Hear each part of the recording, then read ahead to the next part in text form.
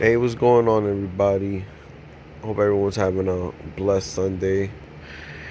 Um, I'm making a video about the New York Mets and the current state of the New York Mets and what we should do going forward. Um, I've been a Mets fan almost all my life. I'm 26 years old.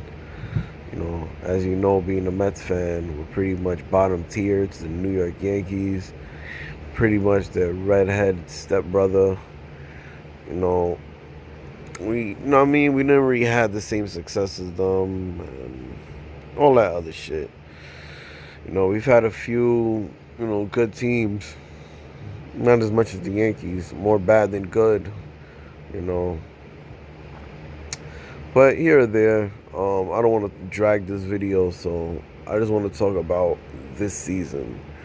Well, this season, we hired new general manager Brody Van Wagen, however you pronounce his last name, and I was kind of conflicted with the move. I didn't really know about him too well, but I heard he was like a sports agent or whatever, representing a lot of big players. So that was kind of interesting because I was like, wow, what would a sports agent, you know, what experience does he have being a general manager? But I guess you can't really put nothing past anybody. But it would have been nice to have hired somebody with, more general manager experience. But either here or there, um, it was an interesting offseason, kind of. He gave Jacob DeGrom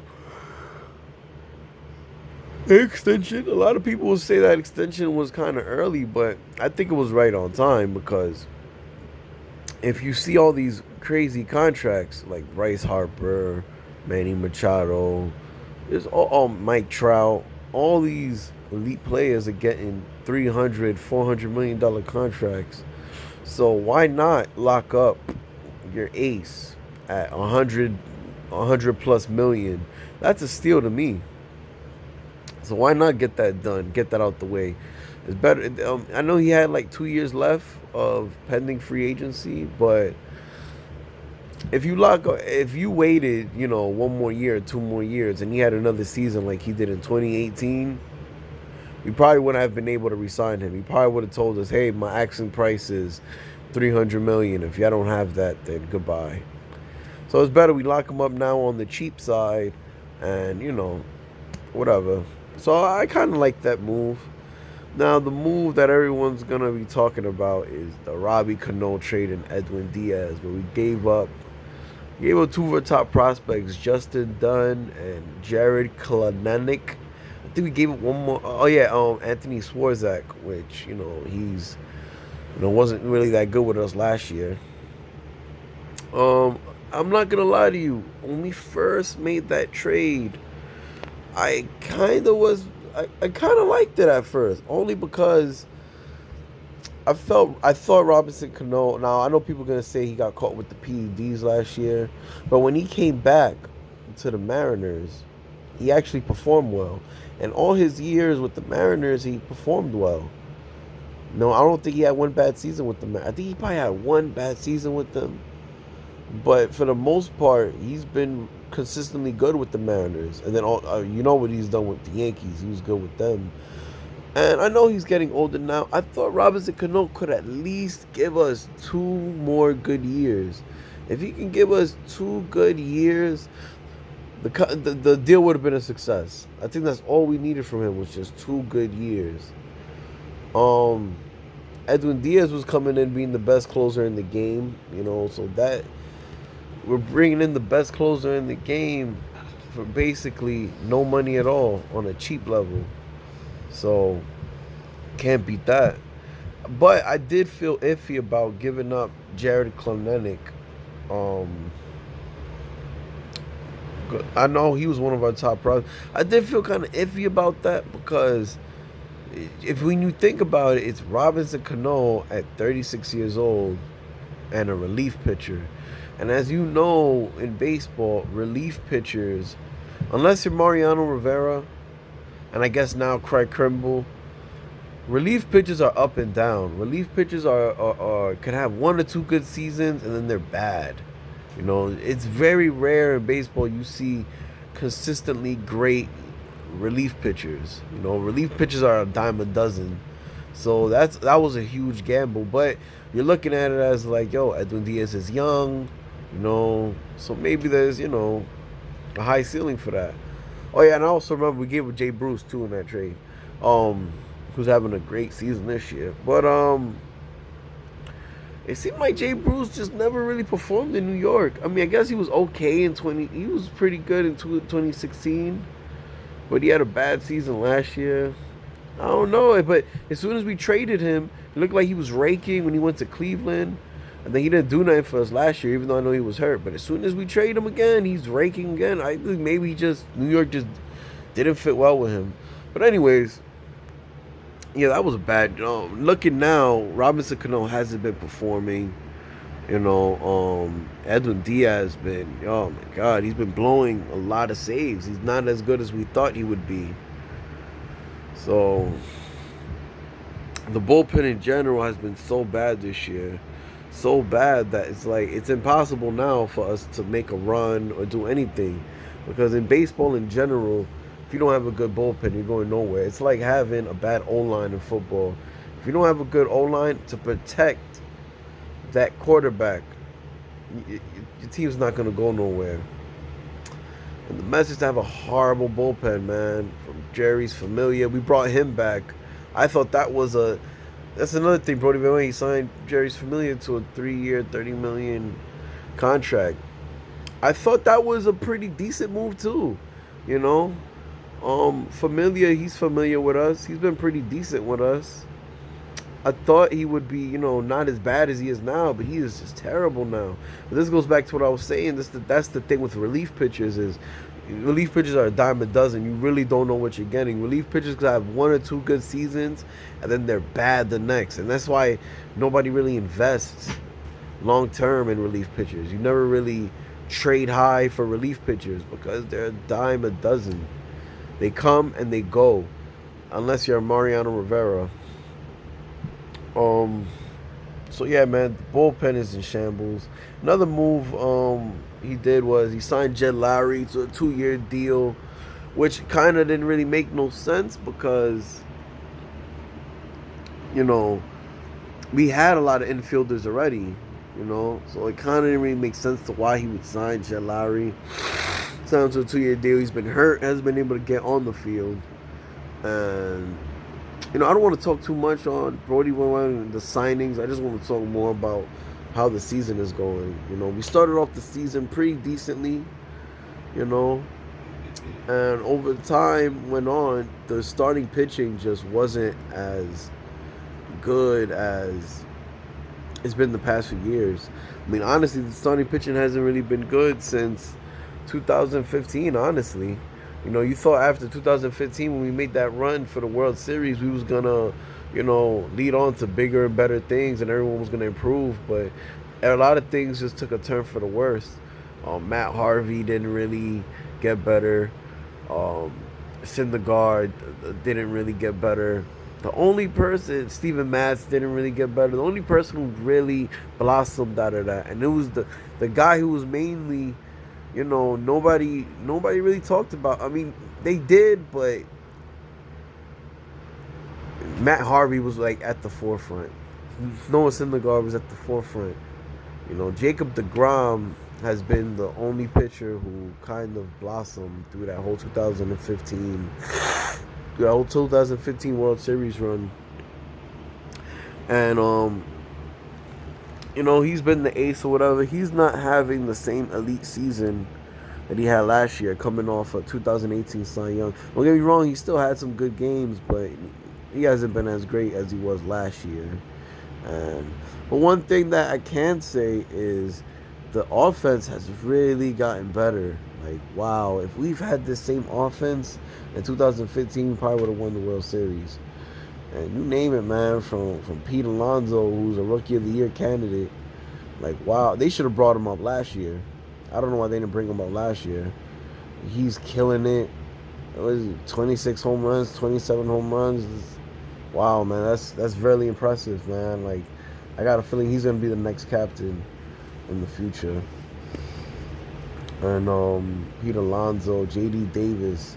You know, J.D. Davis seems like the only solid signing Brody Van Wagen has done, but he's been performing.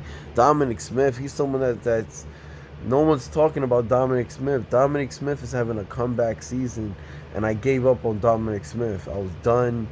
I was like, yo, Dominic Smith is a bum, you know. But wow, he's really proved me wrong. I'm pretty sure he's proved a lot of the fans, the organization wrong. He's having an amazing comeback season, and I remember some guy I know who's a Mets fan. You know, we were just talking sports in general. He can't stop talking about Gary Sanchez's comeback. Like, oh, I know he plays for the Yankees. He was just saying, like, yo, man, he's having a comeback season. I'm like, yo, what about Dominic Smith, man? He's having a comeback season, man. I wrote this dude off, man. I was like, wow, man, I am done with this guy. I forgot what game it was. It was a game where I think Arizona, I could be wrong. He bobbled this badass play at first base, and from there, I was just so angry. I'm done with this guy. But yo, man, you know, I don't know the stats, but I know it's way better than last year. This is his best season so far with the Mets in his all like his few years. So I'm very happy for him that he's putting it together. Only thing I don't like about Dominic Smith is the Mets are handling him very bad, man. They're throwing him all over the place. He's playing in the outfield. Like, it's just crazy, man. Like, you gotta find a position for this guy, but the way that the Mets are built, it's like they got infielders playing the outfield. It's just so disorganized how they got everything. But I'm so happy because J.D. Davis I think he's a third baseman. I think he's an infielder, man. And he's playing the outfield. He's playing the outfield. Dominic Smith is an infielder playing the outfield. We got a lot of that going on, man. But nonetheless, I'm glad that he's not letting the wrong positioning, um, fuck with his head and make him start playing bad. And he's holding his own out there on defense. Michael Conforto, he's a beast. He's done nothing but improve since he's came up. You know, I'm really happy with him. What else? Um, uh, Ahmed Rosario, he's another guy too. He's having a good season this year. Ahmed Rosario, you know what's crazy? I had way more higher expectations from him. What Pete Alonso is doing is what I expected Rosario to be doing, or at least half of that. He never really showed me a lot of that on offense, but he's finally kind of putting it together this season. You know, he's finally getting his rhythm going, and I'm happy about that. Hope he can continue on because he's a big piece of our future. So I'm glad he's finally piecing it together. Who else we got? I haven't really been too impressed. I'm kind of disappointed with Juan Lagares. Juan Lagares is somebody else who came up and I had high hopes for. He started off pretty good, but over the last few years, man, he's fell off, man. He can't hit as good as he used to. The Mets keep putting him out there, but honestly, Carlos Gomez is a way better option at this point than Juan Lagares. We got other players too, like Todd Frazier and stuff like that, who's been pretty decent. They're here more for leadership and veteran presence, and he's done a pretty decent job. A lot of people they hate on Todd Frazier, but I think he's been pretty decent given his age and other factors. But say none. Oh yeah, another thing too. We finally got rid of Travis Darnold. That was a great move. Thank you for being part of that 2015 season, but he never really panned out to be what he was supposed to be.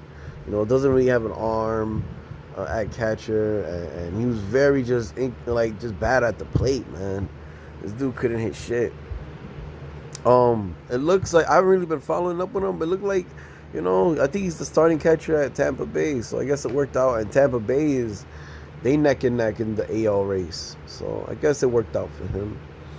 But we got Wilson Ramos. He's a great hitter.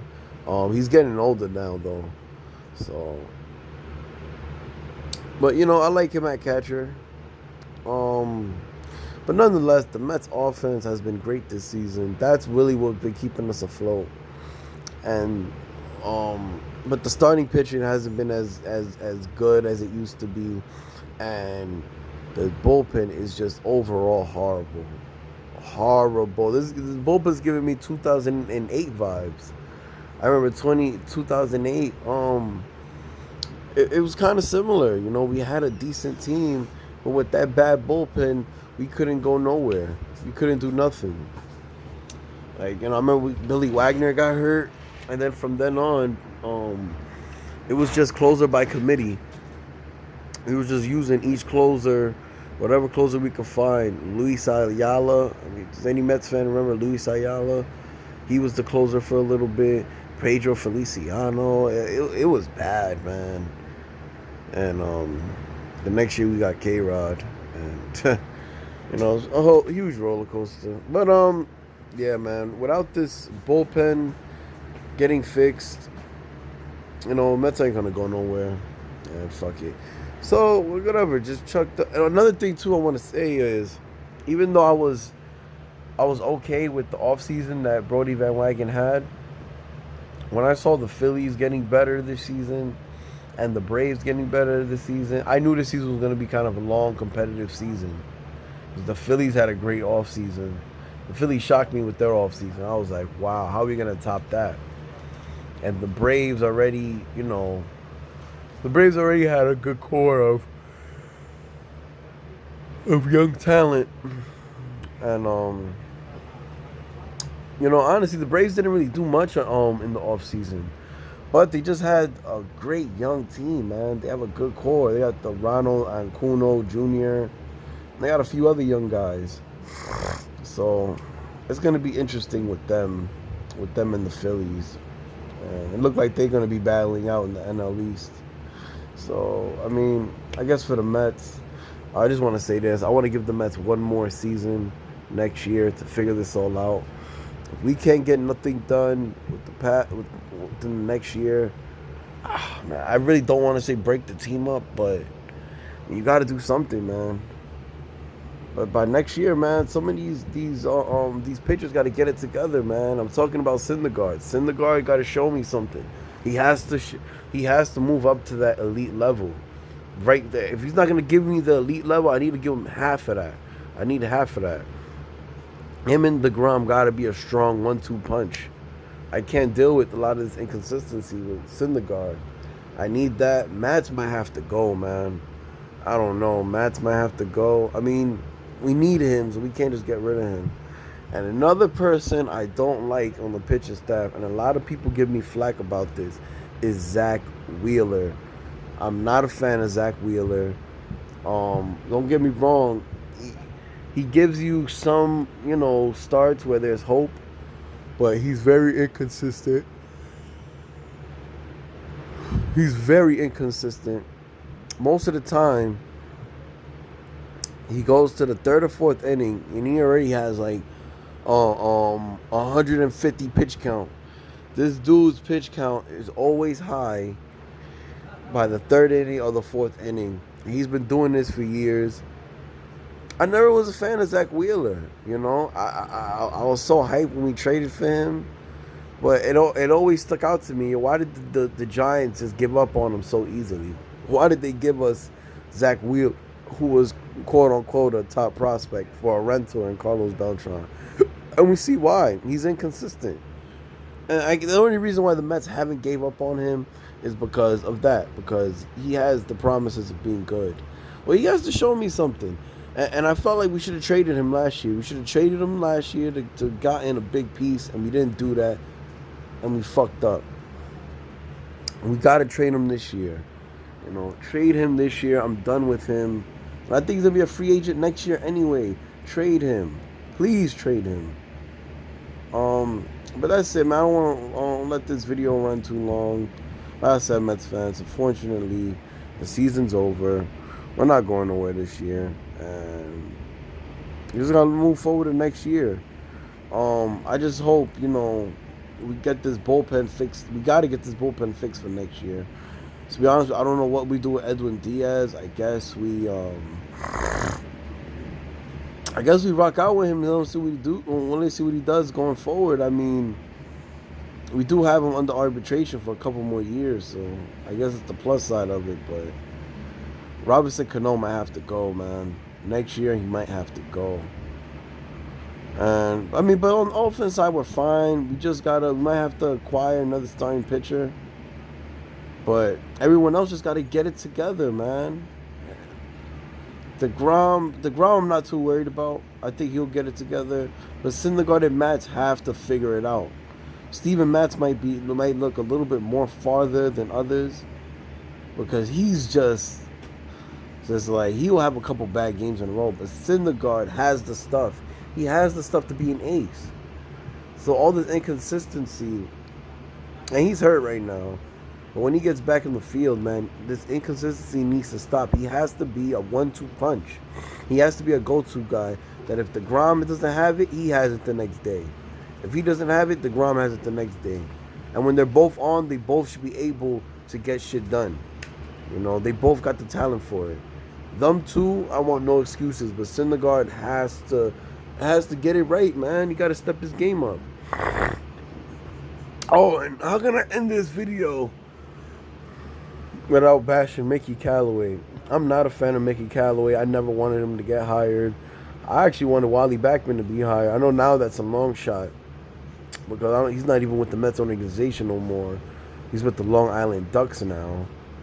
But I wanted Wally Backman. And I wasn't the biggest Terry Collins fan, but seeing Mickey Callaway now, I miss Terry Collins.